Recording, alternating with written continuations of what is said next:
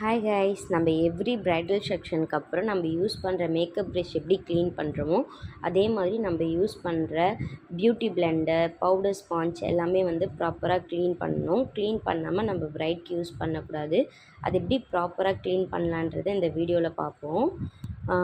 ஒரு பவுலில் வாட்டர் எடுத்துக்கோங்க. அதில் மைல்ட் ஷாம்பு எதுனா ஆட் பண்ணிக்கோங்க. பிறகு நம்ம யூஸ் பண்ண பிளெண்டர் எல்லாமே டிப் பண்ணி ஒரு 20லேருந்து 30 மினிட்ஸ் வரையும் நல்லா ஊற வச்சுருங்க. ஊற வச்சதுக்கப்புறம் நான் பண்ணுற மாதிரி நல்லா பிழிஞ்சு நல்லா இதை வாஷ் பண்ணுங்கள். வாஷ் பண்ணிவிட்டு ஒரு க்ளீன் வாட்டரில் 3லேருந்து 4 டைம்ஸ் மறுபடியும் வாஷ் பண்ணணும். இப்போ பார்த்திங்கன்னா நம்ம பிளெண்டர், ஸ்பாஞ்ச் எல்லாமே ஃபுல்லாகவே நல்லா க்ளீன் ஆகிடுச்சு. இந்த மாதிரி தான் நம்ம க்ளீன் பண்ணி தான் நம்ம பிரைட்க்கு யூஸ் பண்ணணும். க்ளீன் பண்ணாமல் நம்ம எப்போவுமே யூஸ் பண்ணக்கூடாது.